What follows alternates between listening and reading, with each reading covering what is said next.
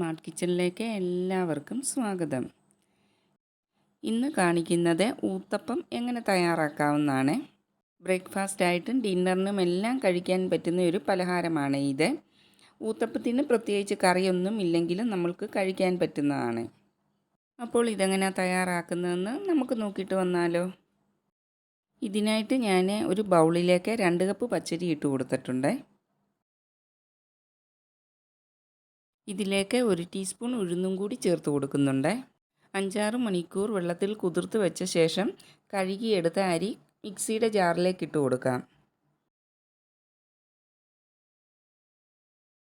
ഇതിലേക്ക് 1/2 cup തേങ്ങാപ്പീരയും 1/4 cup ചോറ് കുത്തരിയുടെയോ വെള്ളരിയുടെയോ ഏത് വേണമെങ്കിലും ചേർത്ത് കൊടുക്കാം. ഇനി ഇത് അരച്ചെടുക്കുന്നതിന് ആവശ്യമായ വെള്ളം കൂടി ഒഴിച്ചു കൊടുക്കാം. വെള്ളം ഒത്തിരി കൂടിപ്പോകരുത്. വെള്ളയപ്പത്തിൻ്റെയൊക്കെ മാവ് തയ്യാറാക്കത്തില്ലേ, ആ ഒരു രീതിക്ക് വേണം ഇത് അരച്ചെടുക്കുമ്പോൾ ഇരിക്കാൻ. ഇപ്പോൾ മാവ് 1/4 ഭാഗത്തോളം അരച്ചെടുത്തിട്ടുണ്ട്. ഇനി ഇതിലേക്ക് മാവിന് ആവശ്യത്തിനുള്ള ഉപ്പും 1/2 ടീസ്പൂൺ ഇൻസ്റ്റൻറ്റ് ഈസ്റ്റുമാണ് ചേർത്ത് കൊടുക്കുന്നത്. കൂട്ടത്തിൽ 1 സ്പൂൺ പഞ്ചസാരയും കൂടി ചേർത്ത് കൊടുക്കുന്നുണ്ട്. ഇനി ഇതെല്ലാം ചേർത്ത് ഒന്നും കൂടി ഒന്ന് അരച്ചെടുത്ത് കൊണ്ടുവരാം. അരച്ചെടുത്ത മാവ് ഞാനൊരു ബൗളിലേക്ക് ഒഴിച്ചു കൊടുക്കുകയാണ്.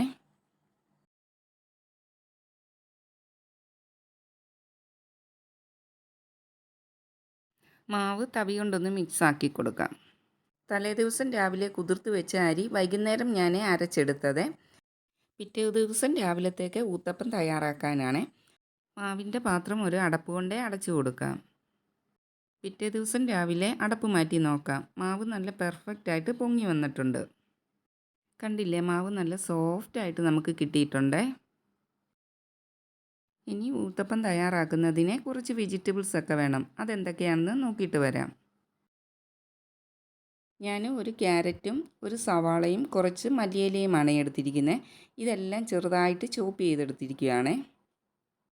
ഇത് മാത്രമല്ല, നിങ്ങൾക്ക് ഇഷ്ടമുള്ള ഏത് വെജിറ്റബിൾസ് വേണമെങ്കിലും ചേർത്ത് കൊടുക്കാം.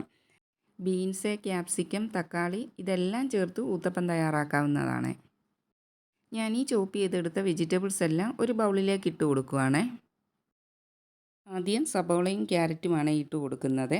ഇനി ഇതിലേക്ക് വെജിറ്റബിൾസിന് ആവശ്യമായ കുറച്ച് ഉപ്പും കൂടി ചേർത്ത് കൊടുക്കാം. ഉപ്പ് ചേർത്ത് കൊടുത്ത് എല്ലാം ഒന്ന് നല്ലതുപോലെ മിക്സാക്കി എടുക്കാം.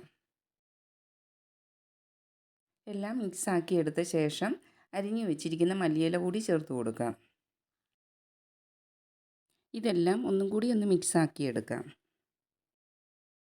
മാവ് ഒഴിച്ചു കൊടുക്കുന്നതിന് വേണ്ടി ഒരു പാൻ അടുപ്പിൽ വെച്ച് ചൂടാക്കിയിട്ടുണ്ട്. അതിലേക്ക് ഒരു തവി മാവ് ഒഴിച്ചു കൊടുക്കാം. ചെറുതായിട്ടൊന്ന് പരത്തി കൊടുക്കാം.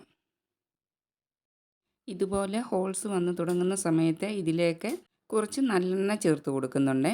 നിങ്ങൾക്ക് ഇനിയും നല്ലെണ്ണ ഇഷ്ടമില്ലെങ്കിൽ നെയ്യാണെങ്കിലും ചേർത്ത് കൊടുക്കാം. ഇനി ഇതിൻ്റെ പുറത്തോട്ട് നമ്മൾ ചോപ്പ് ചെയ്തെടുത്ത് വെച്ചിരിക്കുന്ന വെജിറ്റബിൾസ് കുറേശ്ശെ ഇട്ട് കൊടുക്കാം. ഒരു ചട്ടുകം കൊണ്ട് വെജിറ്റബിൾസ് എല്ലാം അപ്പത്തിലേക്കൊന്ന് പ്രസ് ചെയ്ത് കൊടുക്കാം. അതാകുമ്പോൾ ഈ മാവിലേക്ക് തന്നെ വെജിറ്റബിൾസ് എല്ലാം പിടിച്ചിരിക്കും. ഇനി ഇത് വെന്ത് വരാനായിട്ട് ഒരു അടപ്പ് കൊണ്ട് അടച്ചു കൊടുക്കാം. അരി അരച്ച് മാത്രമല്ല, ദോശമാവിലും നിങ്ങൾക്ക് ഊത്തപ്പം തയ്യാറാക്കാവുന്നതാണ്.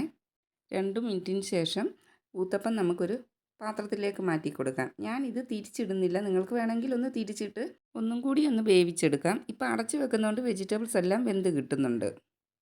എൻ്റെ കൂട്ടുകാർക്ക് എല്ലാവർക്കും ഈ വീഡിയോ ഇഷ്ടപ്പെട്ടാൽ ലൈക്ക് ചെയ്യുകയും സബ്സ്ക്രൈബ് ചെയ്യുകയും വേണ്ടപ്പെട്ടവർക്ക് ഷെയർ ചെയ്ത് കൊടുക്കുകയും ചെയ്യണേ.